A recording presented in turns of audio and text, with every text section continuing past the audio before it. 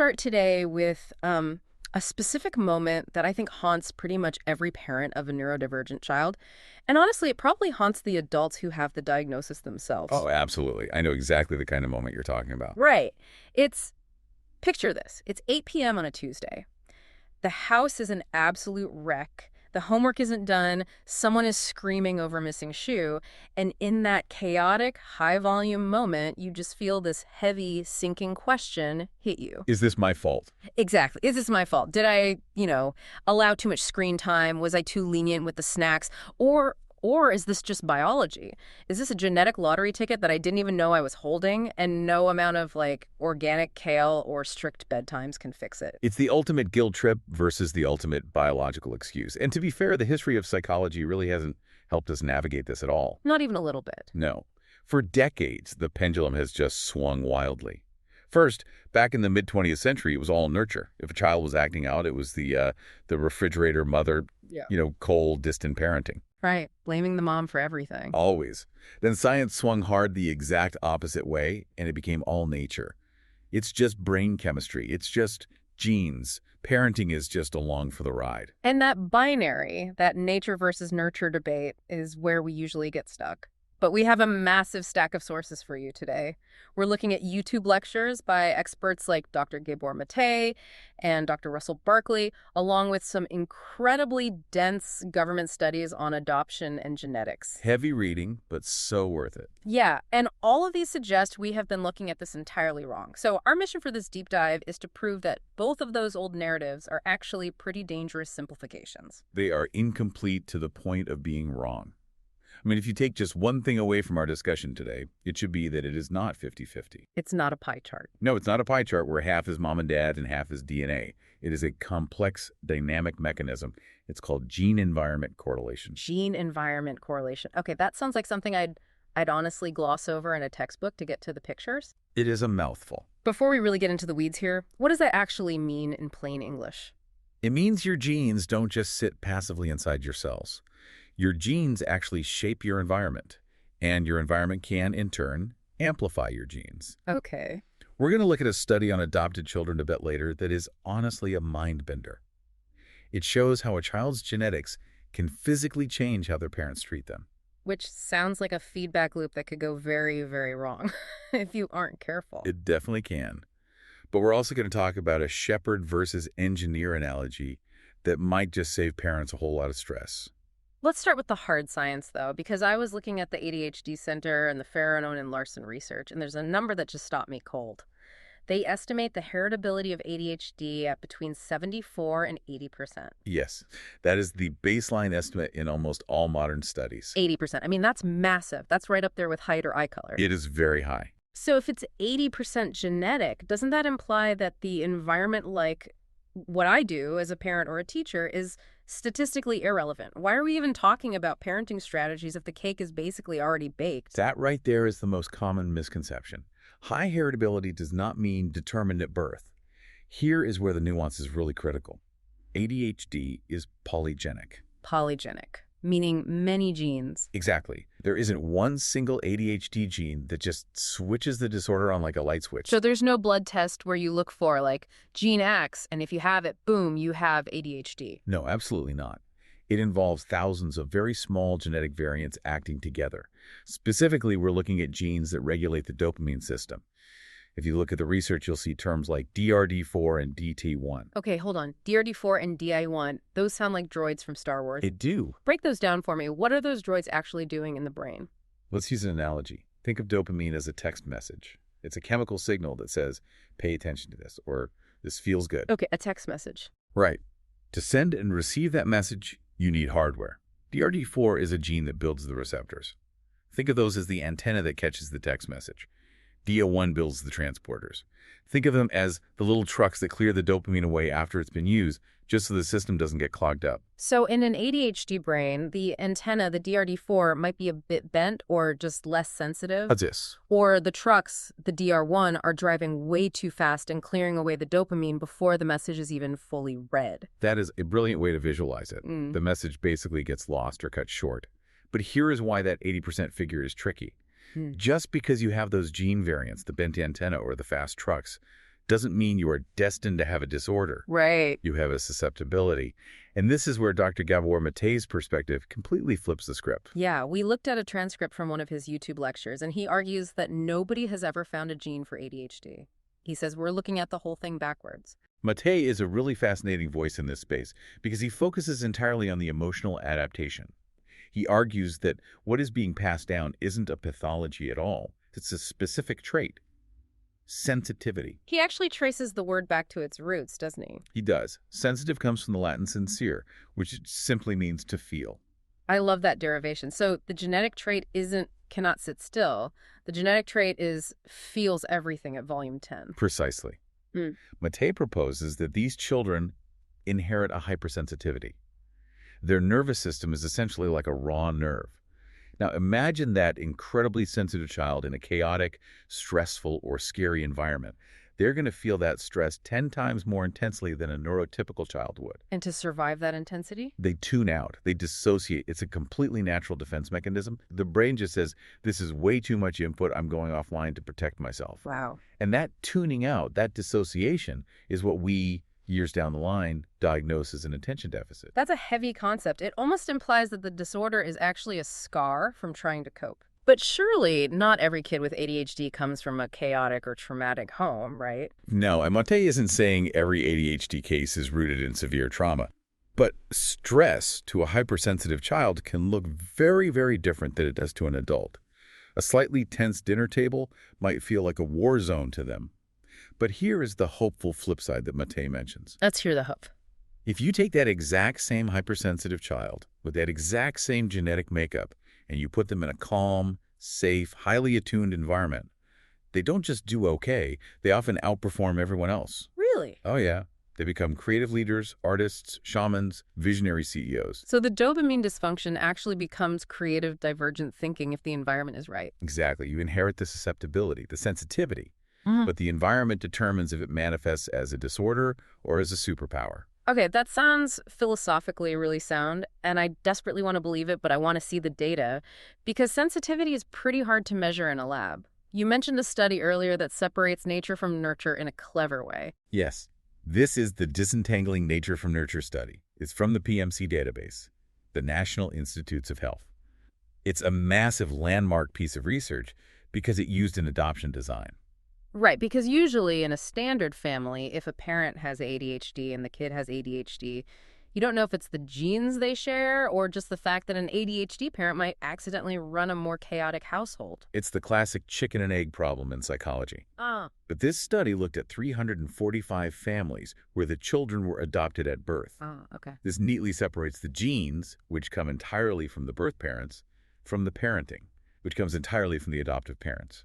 The adoptive parents have zero genetic relation to the child. It's basically the perfect laboratory. So what did they find? They found strong evidence of that gene-environment correlation we mentioned earlier, specifically something called evocative RGE. Evocative RGE. That sounds incredibly technical. Let's unpack that. It just means the child's genes evoke a response from their environment. Here's the chain of events the study uncovered. First, they looked at the birth mothers and found that a history of ADHD in the birth mom strongly predicted impulsivity in the child at age 4.5. Okay, so that's the nature part. The genes set the baseline for the behavior. The child simply arrives with the tendency toward being impulsive. Right. Then they looked at the adoptive parents. Remember, these parents did not give the child these genes. But the study found that the child's impulsivity actually evoked hostility from the adoptive parents. Interesting. The parents reacted to the difficult behavior with harshness, frustration, or strictness. Which, to be totally fair to those parents, is a very human reaction. Dealing with a highly impulsive 4-year-old is exhausting. It is exhausting. But here is the kicker. That parental hostility, which was originally caused by the child's behavior, then predicted the continuity and severity of ADHD symptoms later in childhood at age 6. So it's literally a feedback loop. The genes light the match, the child acts out, the parent gets frustrated and hostile, and then that hostility just pours gasoline on the fire, making the ADHD worse. You nailed it. It creates a cycle where the biology and the environment are constantly reinforcing each other. And it perfectly validates what the ADHD Center source mentioned regarding parenting styles. What did they say? They note that overly authoritarian parenting, so strict, harsh parenting, is linked to higher symptoms. But interestingly, so is overly permissive parenting where there are zero rules. Because the sensitive child needs a container, but they don't need a cage. Beautifully put, yes. The sweet spot is authoritative parenting. Supportive, warm, but structured. If you are too hard, you stress the sensitive child and they tune out. If you are too soft, they simply never learn regulation. This makes me think of that shepherd versus engineer analogy from Dr. Russell Barkley. It really feels like the antidote to this whole feedback loop stress. Berkeley is an absolute giant in this field, and his analogy is brilliant for lowering parental anxiety. He says many modern parents try to be engineers.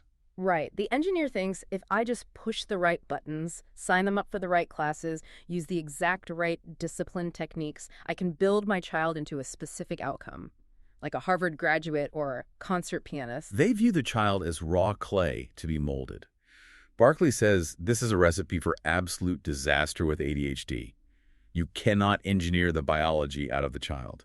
You cannot turn a sheep into a dog no matter how much you train it. So we need to be shepherds. The shepherd acknowledges the nature of the animal. A sheep is a sheep. But the shepherd can choose the pasture. They can decide where the sheep grazes. They can build fences to keep the sheep safe from wolves. And they can ensure the environment allows the sheep to thrive as a sheep. You control the environment, not the child. That is a massive shift in mindset. It completely changes the goal from fixing the child to modifying the context. We found another great analogy in a Reddit discussion about Barkley's work, the NFL quarterback analogy. I think this one really lands for people who feel like they're just failing because their kid is struggling. Oh, I love this one. It addresses the credit and the blame perfectly. Right. So the idea is parents are like quarterbacks. When a team wins the Super Bowl, the quarterback gets all the glory. People say, oh, he's a genius. But when the team loses, the quarterback gets all the blame. But the reality is the quarterback is only one part of the equation. Exactly. If the offensive line, which in this metaphor is the environment, the school resources, the community support, is terrible, even Tom Brady's going to get sacked. Yeah. And if the playbook, the genetics, is confusing or full of holes, you just can't execute the play.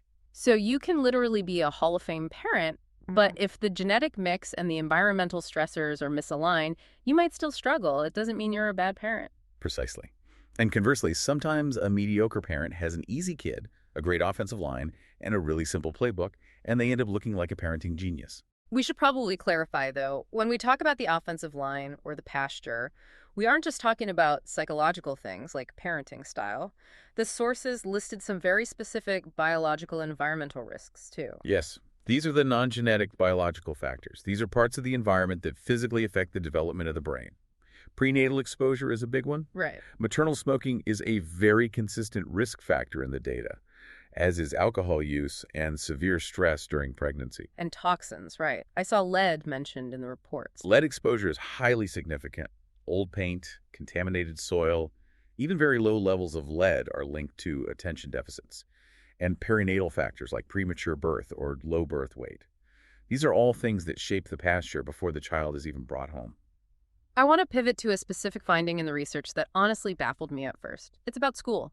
We know ADHD impacts grades, but the adoption study found something really weird about which subjects suffer when the environment gets hostile. Ah, yes. This is the math versus reading anomaly.